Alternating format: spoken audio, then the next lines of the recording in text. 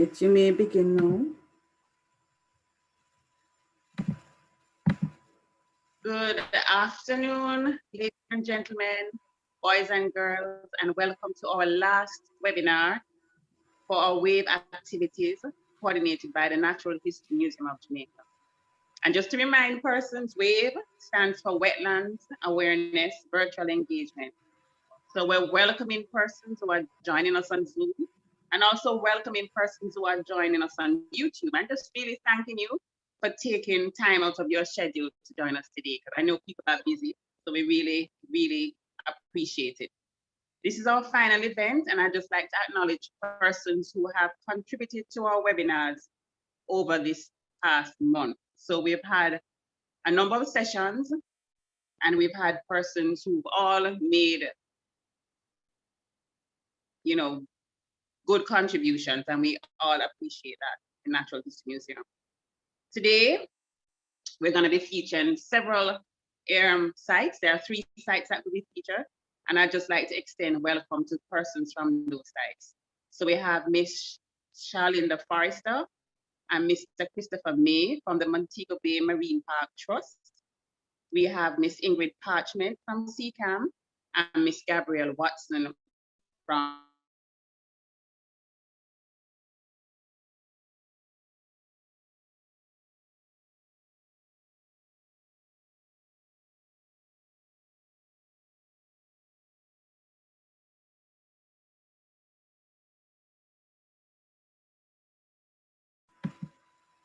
I think something has happened to your connection, Mrs. Kamak.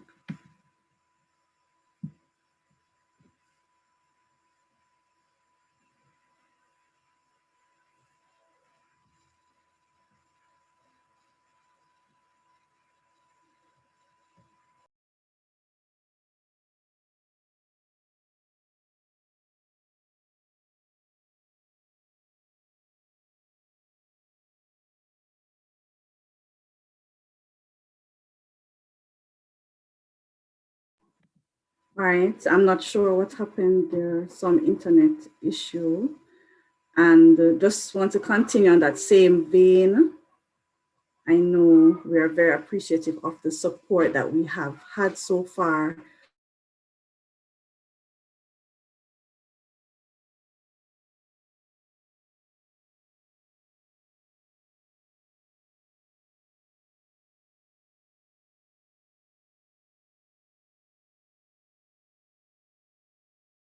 With us no other than Eleanor taking us on a virtual tour journey, an immersive event that will leave us wanting more to even actually go into these wetlands in person.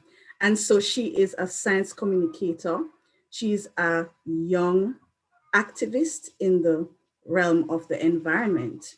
And she has a lot of experience looking at the environment and the issues surrounding man's impact and what we can do to ensure that, you know, we can preserve what we do have left. And so she is also pending in terms of her studies in the doctoral degree. And, you know, if she wants, she can share even a little on her specialty. And so at this time, we're not going to delay any further. We're going to invite her. I'm back. Okay. All right. You want to continue? Go ahead. All right. Sorry about that. Okay. So our host for today's activity is Miss Eleanor Terrelonge. And Miss Terrelonge, thank you so much for taking time to be with us today. All right. So let me just go into the welcome. She's a 2018 Jamaica Prime Minister Youth Awardee for Environmental Protection. Eleanor Terrelonge is dedicated to environmental advocacy and action through youth involvement in climate change. She is the founder and director of the Jamaica Climate Change Youth Council, JCCYC, formed in 2017. This is a youth volunteer group raising awareness about climate change among young Jamaicans. She has represented Jamaica as a youth climate change and sustainability advocate in initiatives across the Caribbean region. Currently pursuing a PhD in molecular biology at the University of the West Indies, Mona, She is building a career as a science communicator and a writer. Ladies and gentlemen, Miss Eleanor Terrelonge. And thanks again, Eleanor. Thank you. Thank you so much for inviting me to be a part of this event. I'm actually very excited. I watched the previous sessions, so I'm pretty excited about taking you all through the events of today's activities. As mentioned, I'm the founder and director of the Jamaica Climate Change Youth Council. We try to kind of bring a youth voice to the climate change conversation. So really thankful and honored to be your host for today's events. So all of that being said, we're going to launch right into our introduction video.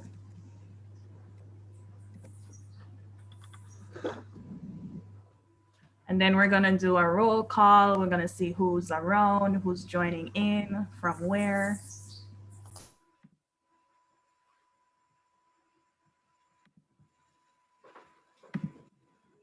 Welcome to Join the Wave, a wetlands awareness and virtual engagement brought to you by the Natural History Museum of Jamaica. Experience 40 minutes of virtual immersion of the wetlands.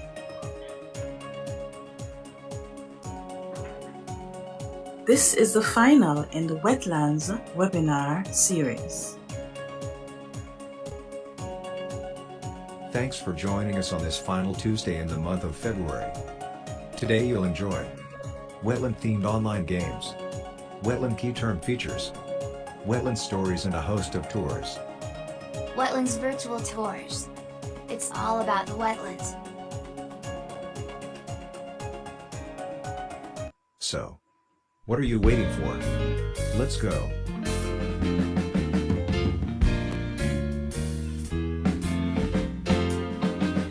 Sometimes they're wet, and sometimes they're not.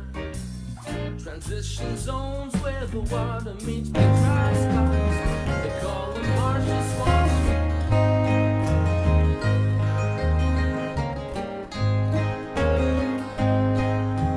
Wetland life is really the best. Migrating birds stop here to nest. It's a restaurant and a fine hotel. It's a habitat that serves life well. There are wetlands the whole world round. In every continent and country, wetlands can be found. They're the link between water and land. Hold on to a wetlands, let a wetland stand. They're the link between water and land. Hold on to a wetlands, let a wetland stand. There are wetlands inland and out by the sea. There's a marsh, a swamp, and an estuary. There are many names for wetlands, it's plain to see. They have one thing in common, it's hydrology. They're the link between water and land. Hold on to a wetlands, let a wetland stand. They're the link between water and land. Hold on to a wetlands, let a wetland stand. If the water table's high or the water table's low, it soaks it up like a sponge or it lets it go. It's like a water filter, so the water will be reduced in pollution and silt free. Wetlands aren't wasteland, if some have said. They're a vital part of our watershed. They're the link between water and land.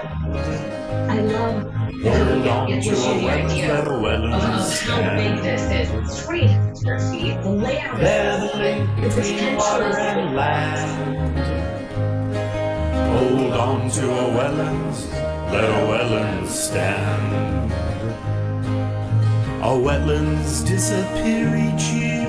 They're dredged, drained and filled for housing tracts or parking lots or new farms to be tilled. More than before, we know for sure, the more than mud and sand. Hold on to our wetlands, let our wetlands stand. When you go to the wetlands, get down low. Put your feet in the mud, let it ooze between your toes. Stand real still, listen to the sound. The bounty of life is humming all around. Find a wetland near you and go there today. Get to know its wild side.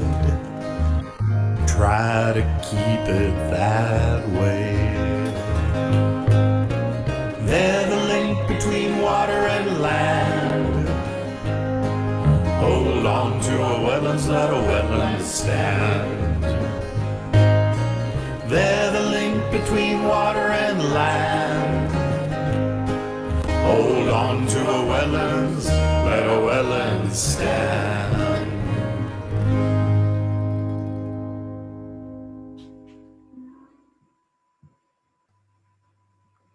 All right, I love that little song. I know it will be stuck in my head for the rest of the day.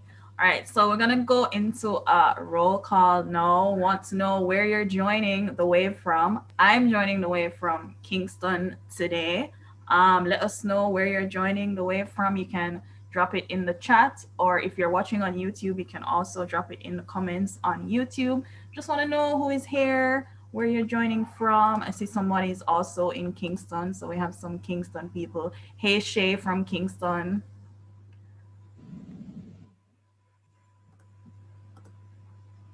See who else we have. Anybody from rural Jamaica? Manchester, Best Parish, woohoo. Joining from St. Catherine. Anybody joining from outside of Jamaica? Ah, there we go. Hi, Ian from Sussex. Thank you for joining us. Nice to see you. All right, so we have St. Anne. So we have people from all over Jamaica, all over the world. I love this. All right. Judith from YouTube is joining from Longville. Hi, Judith. Hi, Janice from Patrick City. Yeah, man. So we have a nice little mix of people from all over the place to watch this wave. All right, next up, we're going to have a Vox Pop entitled, Tell Us About the Wetland in Your Area. So as I said, you know, we have people from all over Jamaica, so I'm sure that there's some wetland in your area. So we're gonna watch a little Vox Pop now about wetlands in different areas.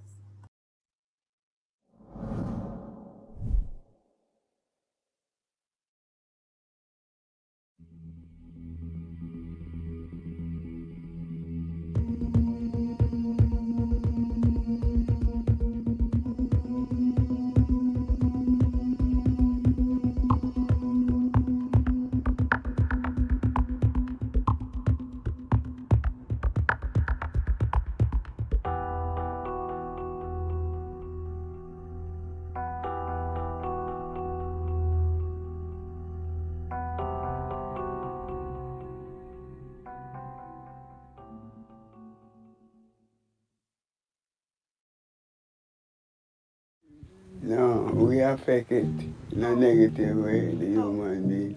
Like some people chop it down. No. Well, negative not really there. You know, people fear that because of hurricane, but no, it don't affect we right here. Yeah. No, it don't really affect us. You have algae, what you call seaweed. Wetland. Is it about crocodiles and so on? No, it doesn't affect us. The only time wetlands affect us is when it get polluted. It's very stink, and they cause you don't have enough water cover the land there because maybe some development cause the water if you don't come there. So when it, you understand it can bring a sense. But other than that, wetlands are good and it's important. Wetlands are a good thing.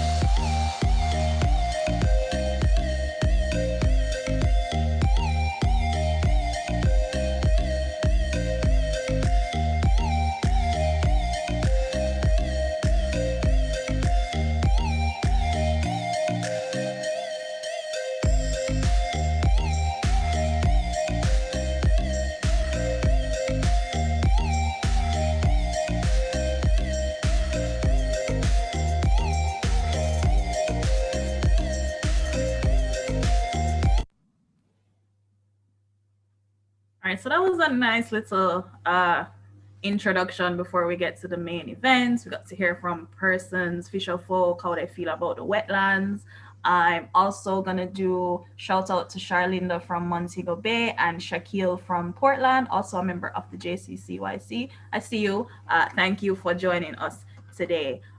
So as we heard from our fisher folk, our wetlands are important to us. They don't affect us negatively. It seems that we do more negative, or we affect them more negatively than they do for us. But right now we're going to get into the meat of the matter. We're going to jump into the virtual tours.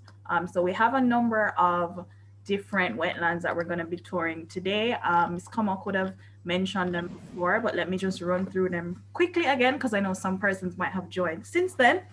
So we're going to be touring the Montego Bay Marine Park, Portland Cottage, and the Mason River Protected Area. And then, of course, after that, there are going to be some games, fun activities. You can ask questions of the various representatives after we have done the tour. So I'm handing over to the technical team to get the tour started, and then I will do all of the introductions afterwards and move into the Q&A.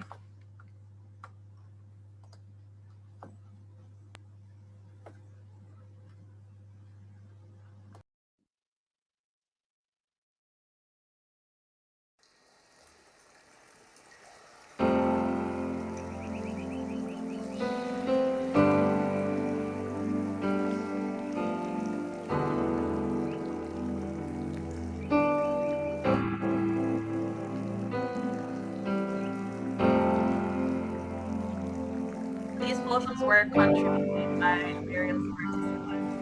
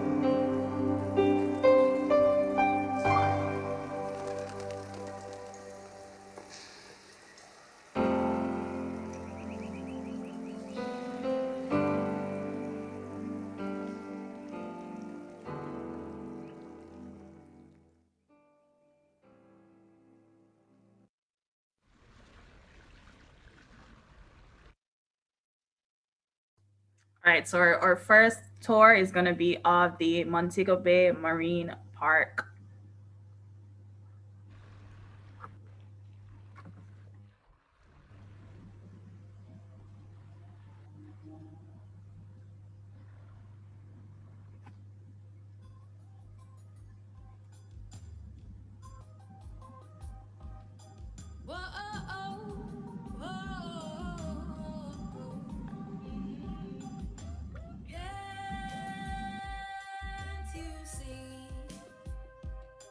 What's happening to the waters of our country? So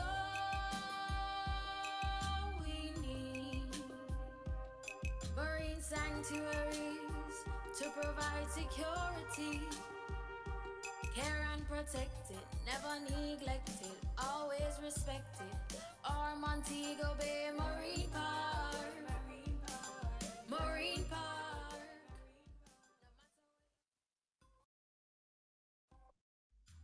Wetlands are distinct ecosystems characterized by flooded soil, which can be seasonal or perennial. Here at the Montego Bay Marine Park, our famous wetland area is the Bogue Lagoons. It's predominantly made up of red mangroves, which we are going to talk about today. Mangroves are tropical plants that are specially adapted to living in salty, muddy water along the shoreline. Some mangroves can live in completely flooded areas. Mangroves are angiosperms, which are flowering plants. Some mangrove species are special, as their seedlings send out their first root while they are still on the mother tree. Once mature, these seeds are dispersed, often by water. If the seeds or propagules are fortunate, they can drift and find soil to root, and with shade, flushing, and security in numbers, they can grow massive.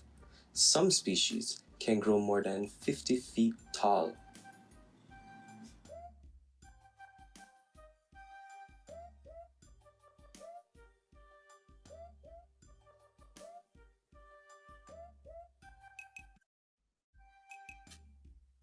Mangroves can adorn the coastline with small tranquil inlets and tidal pools.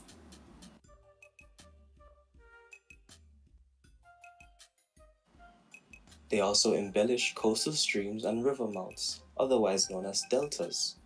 Here's an example of our very own Mermaid Alley. Mangroves can occasionally create small islands nearby the land.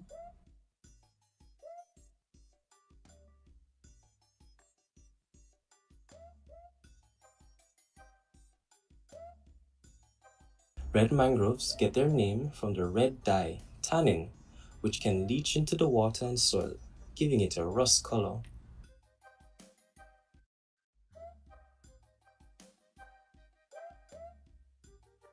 Red mangroves have special roots that push the tree up and out of flooded areas. These densely packed roots are interlocked and interwoven together, forming the iconic prop root system. Red mangroves also have special roots that start from branches and hang down. These are drop roots. They help to sustain the tree while upright, and sometimes brace them if they fall over. Mangrove roots have many functions, including breaking wave energy before they reach land, trapping sediment to extend the land, and filter toxins from the water. And of course, these roots provide homes for many different types of animals. Many enjoy the calm, shaded areas between the roots, like this adorable balloon fish.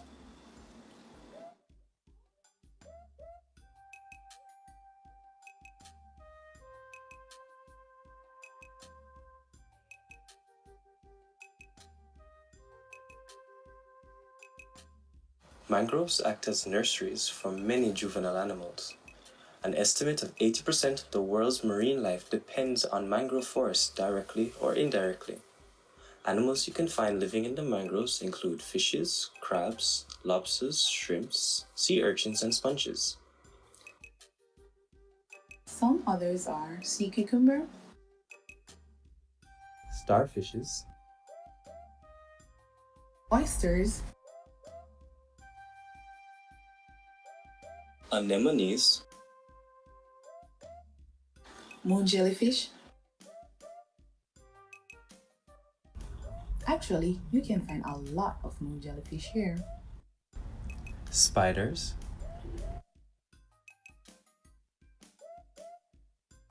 insects like dragonflies,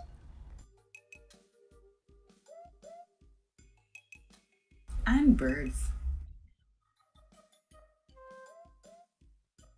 Bird Island is one of the 4 mangrove islands we have in the Bogue Lagoon. Hundreds of birds depend on it as a place to roost every night. Some brown pelicans have even built their nests here. Some birds are even traveling from the neighboring parish of Trelawney. And after a restful sleep with the flock, they head off in the morning.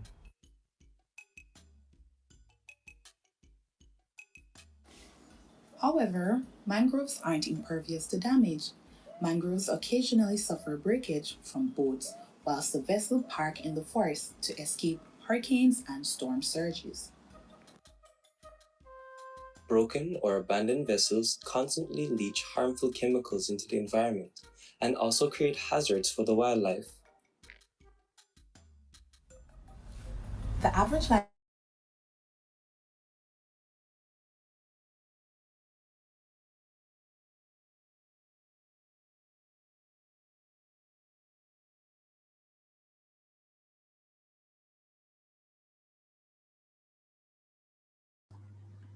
Deforests are two of the leading causes for the endangerment of animal species.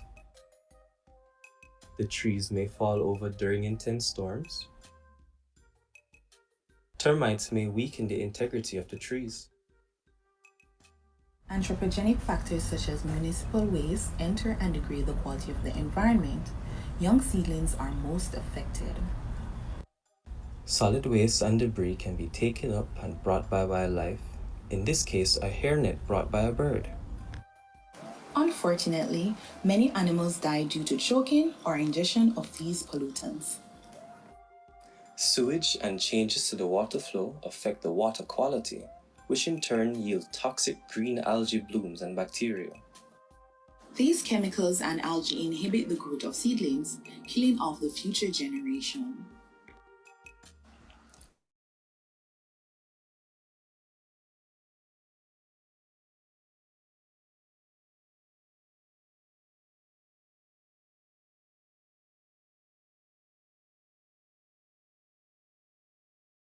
Provide beautiful scenery. We hope you learned a lot today. Until next time, bye-bye.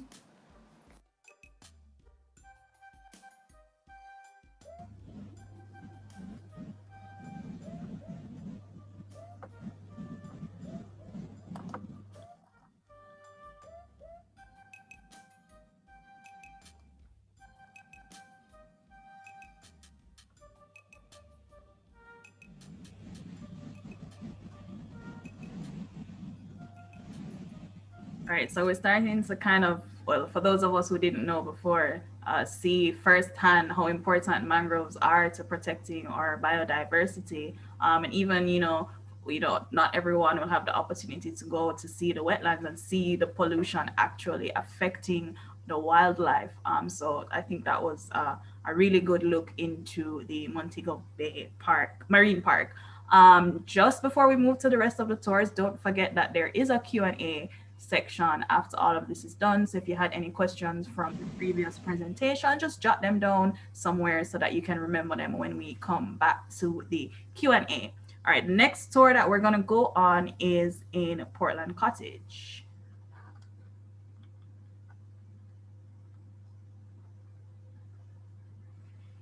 So this wetland, it's managed by the CCAM Foundation, and NEPA is the oversight role for this particular wetland area. So let's go to Portland Cottage.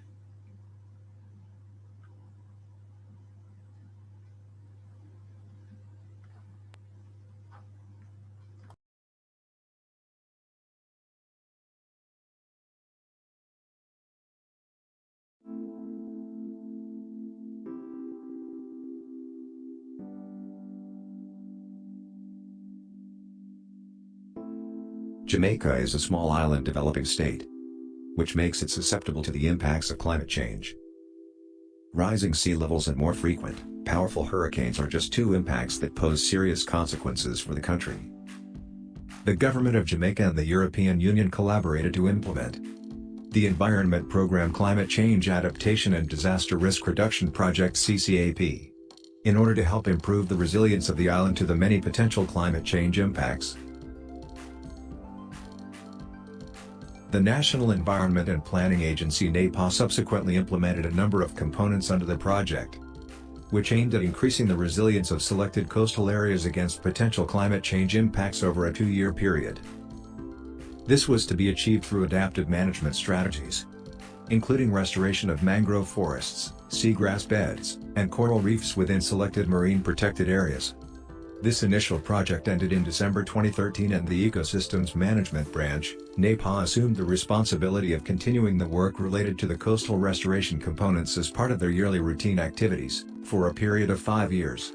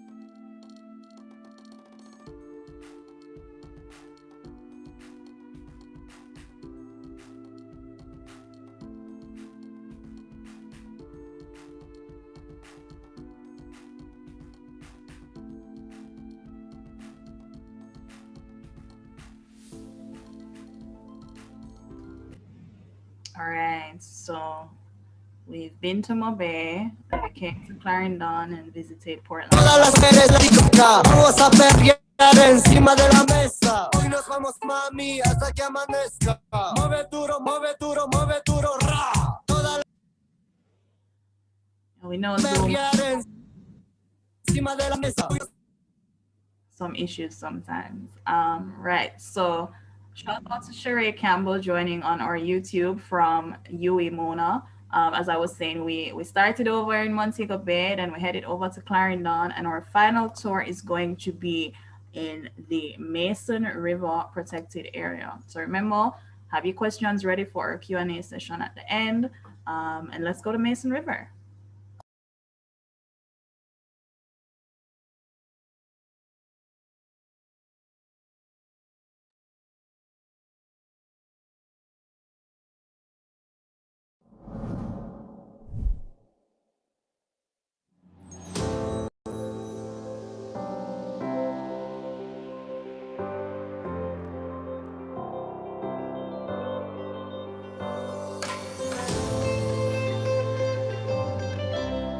Welcome to the Mason River Protected Area, Bird Sanctuary and Ramsar Site, established in 1963 to preserve Jamaica's only documented inland peat bog and its fascinating biodiversity. The Mason River Field Station is owned by the Jamaica National Heritage Trust and co-managed by the Institute of Jamaica and the National Environment and Planning Agency. The Mason River Protected Area is 202 acres of land situated on the border of Clarendon and St. Anne. It was designated a game sanctuary in 1998 and declared a protected national heritage and protected area in 2002.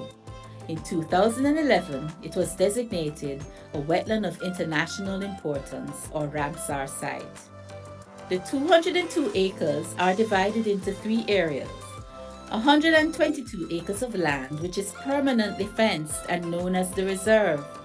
The reserve contains several unique plant species as well as several endemic birds and insects. The area also includes a peat bog.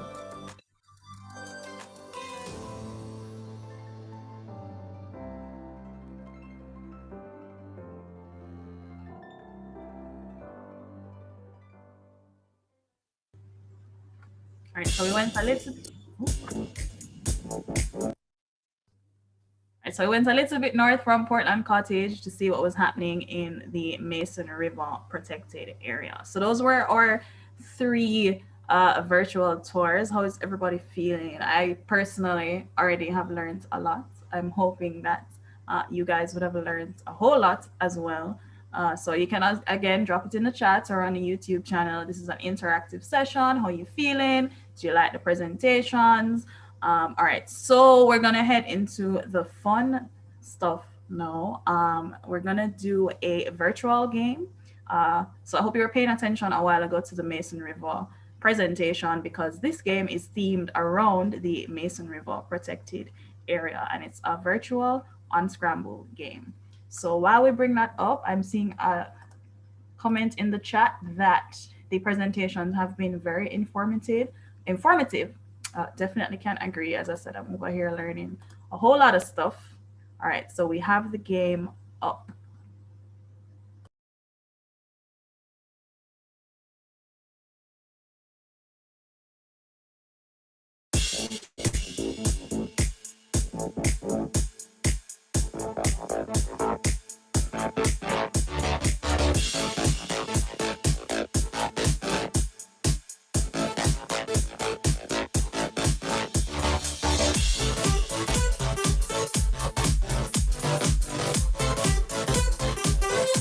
Hi guys, so welcome to our Icebreaker Challenge. I'm Fiona Thomas and I'll be hosting this section.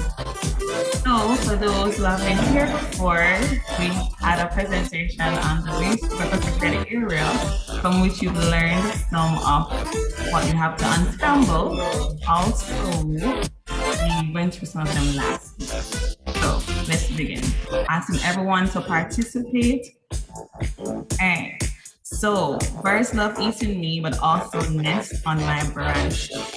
So the word below is what you have to unscramble. So the first word is cocoa, right? What is the unscrambled word?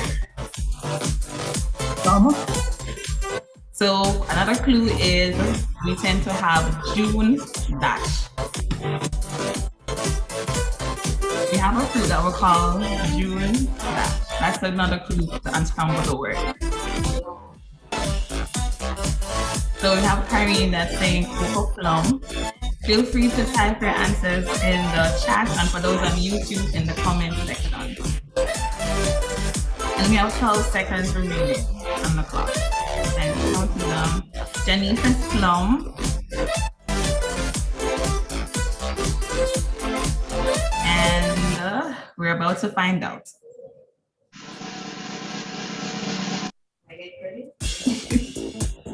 All right, so it is the cocoa plum, and it can be found at the Mason River protected area, as mentioned before. Make note of the purple letters because we'll be using them to unscramble a final word. So far we have the letter L. All right, let's go. Number 2. I am an invasive and related to pimentos, but very tasty.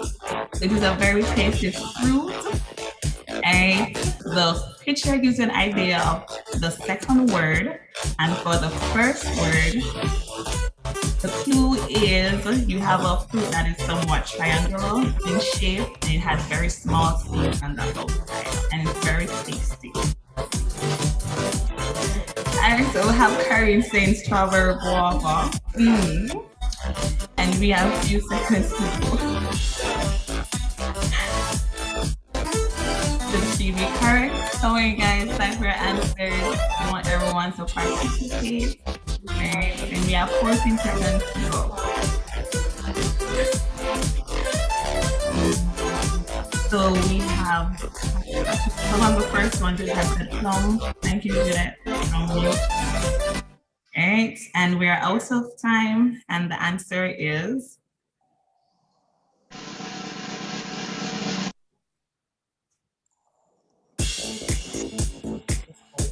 all right, so the answer is strawberry guava. And the word that we'll be using from this is, so we have the letters W, T, E, and E.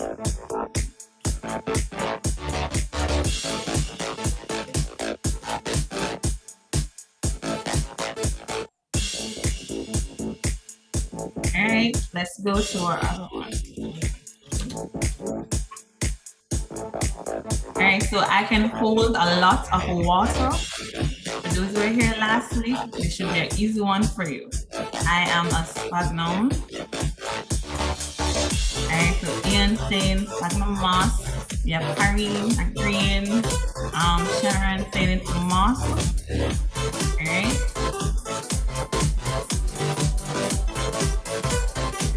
And Jenny saying moss. Nice. All right, so we have 22 seconds to go. And time is winding down. And from this word, we have the letter S to add to our list of words that we use and come to the final word. All right, 4, 3, 2, 1, and let's go. Rochelle from YouTube says moss. Thank you, Rochelle. So the answer is sphagnum moss. You guys are correct. And we will see letter S. All right, so we need 2 more letters to add to the final word and unscramble. So let's go to number 4. All right.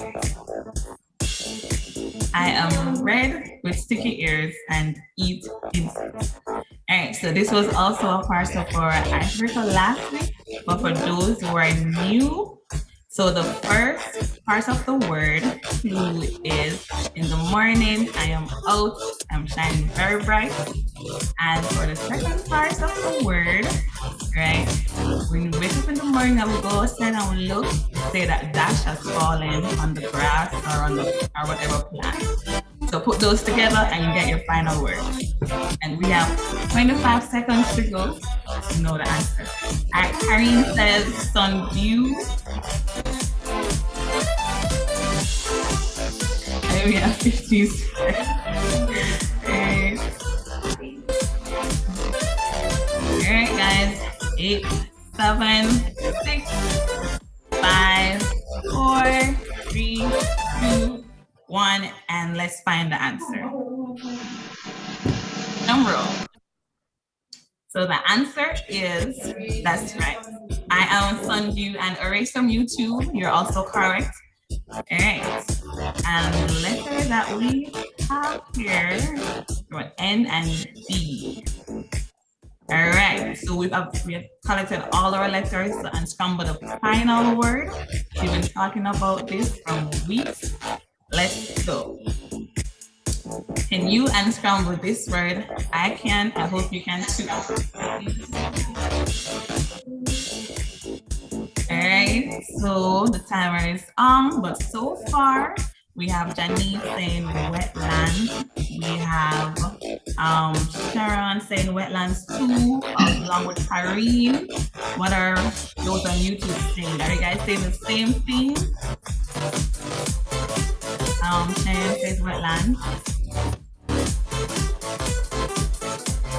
All right, we will find out. I can't wait to know what the word is.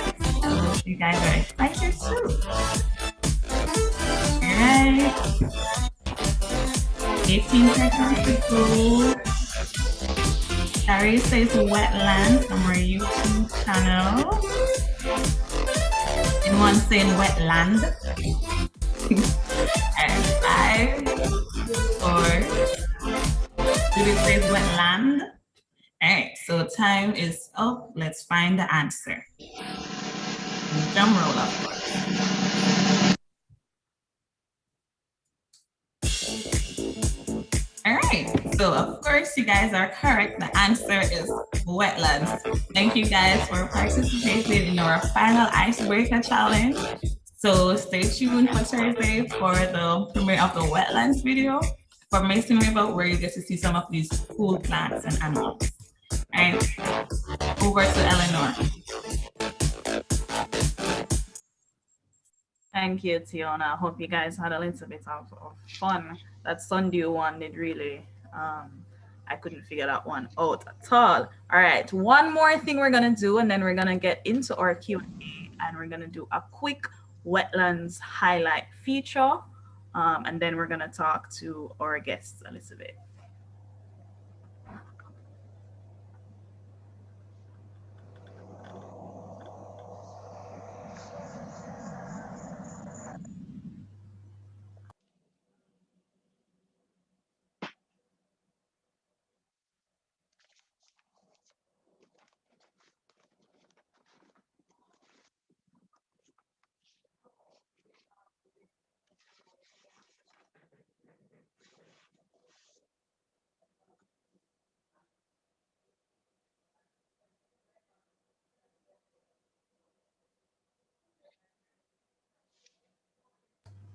All right, while we wait for that to come up, in the meantime, you can start dropping your questions in the chat or on the YouTube comments. All right, here we go.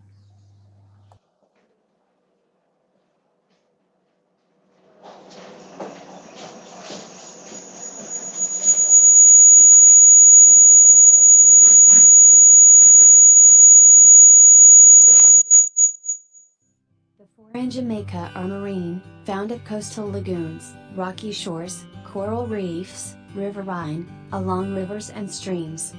Estuarine, formed by deltas, tidal marshes, mangrove swamps. And plustrine, formed by marshes, swamps and bogs. One of the most common types of wetland in Jamaica is the mangrove wetland, which is found along creeks, coastal rivers and ponds. Thanks for journeying with us. All right, so now we're gonna move into our Q&A section, and we're gonna do it, I guess, tour by tour. So I'm gonna start with the Montego Bay Marine Park Trust. We have 2 representatives. We have Ms. Charlinda Forrester, who is the Outreach and Education Officer, and we have Mr. Christopher May, who is the Science Officer, and both of them are of the Montego Bay Marine Park Trust. So, hi, lady and gentlemen. I'm not seeing Christopher, but I am seeing Charlinda. All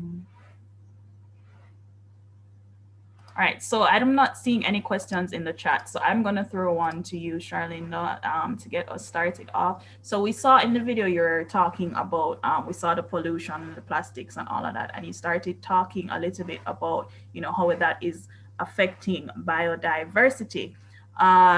Can you give us a little bit more of some of the things that you have seen, how the area has changed over the time, as I guess we have, as humans, been creating more anthropogenic effects? Anything else that you might have noticed? Hi, everyone. Thank you for having me. Can everybody hear me? Yes, we can. Okay, great. So what we're seeing, well, here at the Montego Bay Marine Park, for a number of years, what we've been seeing is pollution in the form of solid waste and liquid waste. That never goes away, to be honest. So, but in the lagoons, we are seeing a lot of construction. So sad to say, but we're seeing a lot of apartment complex coming up and persons extending, their houses and, apartments. We're seeing a lot of that. So construction and solid waste is one of the most things we're experiencing now. Previous to pre-COVID, we would see very few, bottles and so forth. But during the lockdown, we can say that we have seen tremendous amount coming out. I don't know if it's because persons were, at home eating or whatever, but we're seeing a lot of solid plastic bottles, plastic bags just rushing into the mangroves. And I guess due to the construction where they have removed just a bit of it, that is now not preventing or really, capturing the rubbish as before. So everything is just coming out. So we are pleading to the public to, we're still putting up that campaign, Dirty Up Jamaica. So we're still out there getting the message out, caring for the environment and reducing litter. I was going to ask you another question, but you already answered it. I was going to ask you if, since like the plastic ban, if you've noticed less plastic in the area, but it doesn't seem so. And it's very interesting that you've had more pollution since COVID, because I guess we would think that, persons are not out and about. That's what we thought.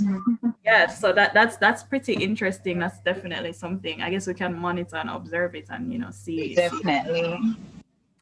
So before I'm still not seeing any questions in the chat, but in terms of persons, so you said that we want people to pollute less and to dispose of our garbage properly in the Dirty Up Jamaica. But in terms of persons who might be in the Montego Bay area, if they want to get involved or help out, with managing at the Marine Park, is there an avenue for them to do that, to volunteer? Definitely, we're open to volunteers, even though we have more COVID restrictions. What we do, we'll take a number of persons and then we'll schedule like a timetable for them to come in to limit the contact, right? So we're still open for volunteers. Our office is located at Pier 1 Complex in Montego Bay. You can call us 952-5619. Visit our Instagram page, which is Montego Bay _Marine Park, and just pay us a visit. And we'll get in contact with you. So we're on all socials. We have a number, we have a website, and we're present at Pier 1 Complex in Montego Bay. All right, so ladies and gentlemen, you heard it. If you are in the area and you want to get involved, you can get in touch. Thank you so much, Charlinda. Are there any other questions for the Montego Bay Marine Park Trust team? Not seeing any. All right, so we're gonna move to our next location, which was Portland Cottage. As I mentioned before, this is managed by the CCAM Foundation, and NEPA has oversight over this. Here with us today, we have Ms. Ingrid Parchment, who is the Executive Director of the CCAM Foundation, and then Gabrielle Watson, an environmentalist who will be representing NEPA today. So I might be new, but can you tell the people what exactly the CCAM Foundation is before we get into talking about Portland Cottage itself? Hi, afternoon. Yes, you are new. Nice to have you on board, though. CCAM is the Caribbean Coastal Area Management Foundation, and we have been managing the Portland Bay Protected Area since 1999, I suppose, although we started working from 98. We work along with NEPA and other government agencies to do the work that we do on the ground. Okay. So a similar question that I had for Charlinda, can you tell us some of the changes that you've noticed like over time? So you said you started in 98. So what are some of the kind of changes that you've been able to observe comparing then to now in the area? So we're looking specifically at the Portland Cottage area of Portland Bay, which is a small part of the Portland Bay protected area, but important. I think one of the things that we definitely observed a major change was when we had a hurricane. So even though we're there from 98, when there was Hurricane Ivan, there was a lot of damage, as you would know, to the whole Portland Cottage area. As part of the build back, a roadway was put in, but that roadway created a little bit of a challenge having the water going to the mangroves. So some of the mangroves died off. And in 2012, CCAM, with an arrangement with ODPEM, tried to do a replanting project in that space. One of the things we realized, however, that unless we were changing the water flow, those mangroves would die off and the others would not naturally regenerate. So for us, that was a good lesson. Also, we noted that there were persons who were picking mangrove leaves and feeding it to their goats. So the goats were eating the young mangroves, because goats tend not to get into the wet area. I know, yes, I saw it go. So later when NEPA came to do their project, we were able to share with them the observations that we had made, the lessons learned from our process. And with a little bit more funding, Gabby was on that project, they were able now to put in a fence to keep the animals out, which was very important, but also to improve the water flow. So, within a year, 2 years, the mangroves were definitely doing much better. You were seeing healthier mangroves and, community persons were even commenting on it. So I think that was a very important partnership and the use of lessons learned. Oftentimes we do projects and we highlight and we document lessons learned and best practices, but we never share it with the next person behind us. And I think because we are also managing in partnership with NEPA, we are able to continue the work. I see there's a question in the chat. So someone on YouTube is asking if CCAM also has a volunteer program for the participants in Clarendon who wants to know. We do have a volunteer program. Right now on board, we have volunteers from UA, CASE. Actually, we have some community persons who have asked to come on board. With COVID-19, opportunities for volunteerism and internship have naturally been reduced because, the realities of the impacts of COVID-19. However, I'll put my contact information in the chat and you can be in touch with us and then I can follow up on that. Yeah. Okay, great. So over to Gabrielle. Hi, Gabrielle. Can you tell us a little bit about NEPA's role in the project, what it entails? Sure. Hi, good afternoon, everybody. The project in Portland Cottage, thank you for the introduction, Ingrid. The target really was to look at restoration of around 5 hectares of that degraded wetland area. So the primary, or I should say the initial aspect that had to be corrected was the hydrology, which is the water flow into the area. As was mentioned, there was a roadway constructed that blocked off a lot of that water flow, created stagnation and super high salinity, a hypersaline area, so that had to be corrected. So what was done was, and it required a lot of financing because it required heavy machinery, excavation of a new channel, which you could see from the video, from the aerial image, that Marl Road, and then you could see water on both sides of that road. One side was the original river channel, the Moran Canal, and on the other side was the opening that was created to facilitate that flushing of the wetland area. So that was the first thing that had to be done. And then the salinity was monitored over time, followed by planting of introducing some conditioned seedlings that were from the nursery that the University of the West Indies has, the mangrove nursery. Those were introduced. And then of course the fence had to be installed because while the restoration was occurring, goats were starting to eat the young seedlings and that was preventing them from growing. So that's something that had to be put in and is being maintained as we continue. That project ended in 2013. So it's been an ongoing maintenance. All right, thank you. My next question is, I guess, I'm not sure if it's for Gabby or Ingrid, but I also want to ask to Charlinda, how involved are the neighboring community members when it comes to managing the wetlands? Are they involved in the process? Is there opportunity for them to be involved, or is it specifically managed by the various associations? In the case of Portland Cottage, that particular project was heavily there was heavy community involvement. The Portland Cottage community participated in from the very beginning straight to even today when we go down and just have looks, for example, that video that was shown. The community members who are still within the community who were involved, they always reach out, they look out for us, they participated in the planting, and they used to run the goats out when they would see any getting behind that fence. So it was actively supported by the community then and to this day in that particular case. Okay, that's cool. Charlene, now? Okay, technically where we are located as a park, because it's really in the city area, we don't have any immediate community that will, work with us. But what we really do is work with the fisher folks. We have a nearby fishing beach, River Bay Fishing Beach, and they have aided us in the past with planting when we had World Wetlands Day or just mangrove planting. They would aid with us in doing that, and also our volunteers. We really depend a lot on our volunteers to come out and assist with us. So I would call our volunteer groups and the one fishing beach our community at this point. Yeah.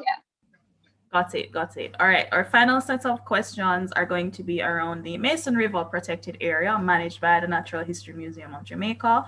We have Tracy Como, who is the director, Mr. Karen Campbell, the botanist, and Sasha Lee Cross, the assistant botanist. So welcome all. I'm going to start with the same question that I asked the other presenters. Talk to us about some of the changes that you've seen.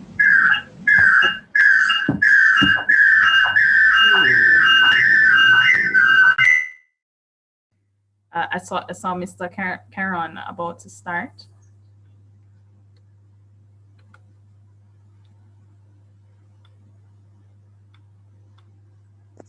Hi, good afternoon. Afternoon. Right, so I'm on two devices, so that's what was causing the disruption. Since we've started managing, well, I can only speak to the time that I've been at the Institute of Jamaica. There's been a lot of changes in and around the community, but prior to that, I guess there wasn't a lot of agriculture, but that's one of the main change from the original discovery of the area to now, agriculture and development. In terms of housing and the population expanding and all that comes with the population and the increase in agriculture has impacted the protected area over time. But we still are doing a good job, I believe, and we work with the community. We have the ground staff is actually from the community, and whenever we have projects, we engage community members to participate. And part of the protected area, not the reserve, it's 3 sections as pointed out in the tour, but there's part of it that is leased to members of the community as well to conduct their agricultural businesses, and so there's involvement from that angle. And the protected area itself provides a lot of water for the agricultural endeavors of the community members as well. All right. Are you noticing a lot of, so in some of the other presentations, we talked about pollution in the area. In Portland Cottage, we talked about construction nearby. Are you having some of the same challenges in the Mason River area? And how is it affecting the biodiversity? Okay, I'll go again. So, as pointed out, originally, when the area was discovered, it wasn't developed per se. But over time, the community has grown. So the stresses have increased over time. One of the major impacts was a fire in the 80s. that damaged a lot of the reserve, and subsequently we've had issues with a local invasive, not a alien invasive, that took advantage of those areas that were burnt out. But that as well as we have bird shooters from time to time. It's a game sanctuary, but they still come particularly to these areas because they know it's a sanctuary and the birds are there. So they come to these areas and they shoot birds, which it's obviously it's illegal to do. But we have assistance from NEPA when they have enough persons, because there's lots of areas that are affected by these illegal activities. So whenever they are able to assist us in this area, they come. Our wardens are also more or less rangers, so to speak. They're trained through programs at NEPA as well. But in terms of the authority to actually carry out actual enforcement, we don't do that. So we'd have to have the police or NEPA on board. So those two activities more so impact us. As I said, there's farming in and around, but the runoff from the farming based on the topography of the area isn't as impactful. It's not that impactful, but there are some areas close to the eastern end where there might be a little more impact, but in general, it's invasive species, the bird shooters from time to time. As I said, the fire from the agriculture in the past. And I guess now we're also looking at climate change. All right, thank you. I'm gonna ease up off of you and go to Tracy or Sasha Lee.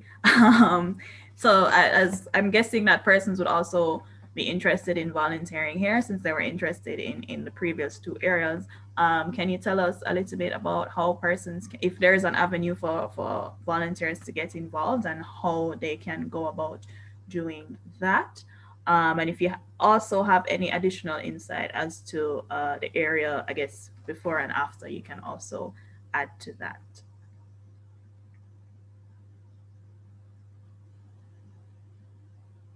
Hi, Sasha Lee, you're muted. So sorry about that. Are you hearing me now? Yes. So good afternoon, everyone. I'm Sasha Lee again. We can accommodate volunteers, just not now, as mentioned earlier with the COVID pandemic.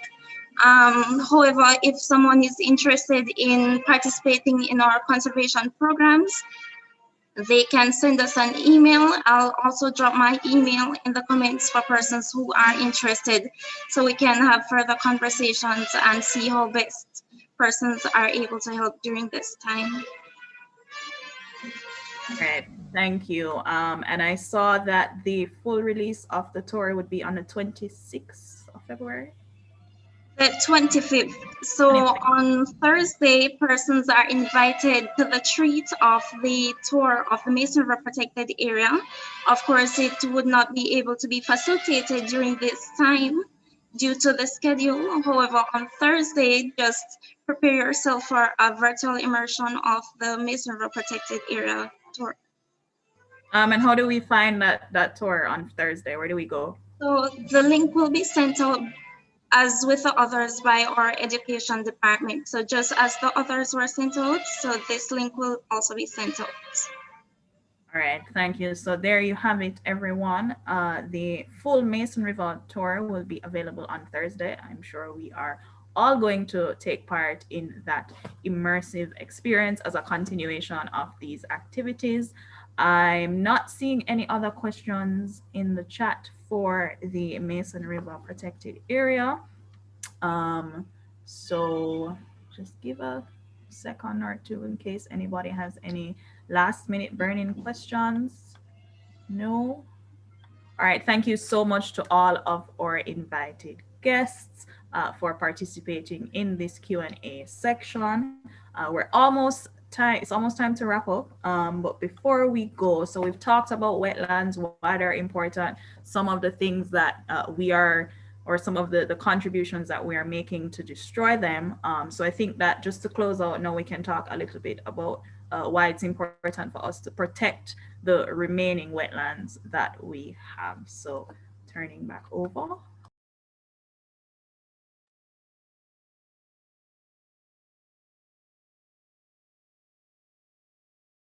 Let's close with a story on our wetlands.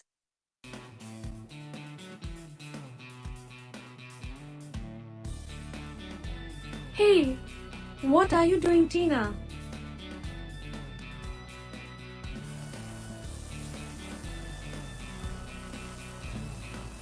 An experiment. Maybe if we turn the world upside down, we can send back all the rubbish from upstream. It's inevitable. Everything coming from upstream will flow downstream.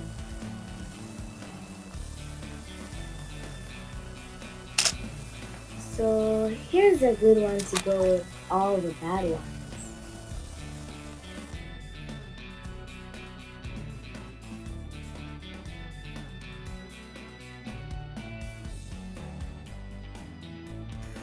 We're finally here. It's a wetland forest. Beautiful. I didn't know that forests could grow in wetlands. Take a picture, Tina. Let everybody see it's a living paradise. Okay, nobody move. I'm a part of it. Let's give the animals a breathing chance by protecting the remaining wetlands we've got. You were great company. Thanks for joining us today.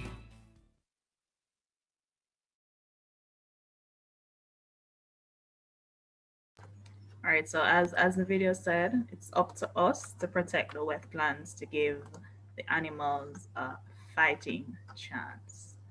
All right, so we're pretty much at the end of the program. I'm gonna hand over to Miss Eartha Cole, who's gonna do the vote of thanks on behalf of the Natural History Museum. Thank you so much, Eleanor. We have come to the end of our 4 weeks of WAVE, and we just want to thank, first of all, we thank you, Eleanor, for such a great job in hosting this event. We always strive to build the awareness of our natural heritage, and this is just one way that we have sought to do this. And we thank each person here on the platform, both on the Zoom and the YouTube channels, for your company today. We thank persons who have journeyed with us from February the 2nd and each week that we have had our webinars as well.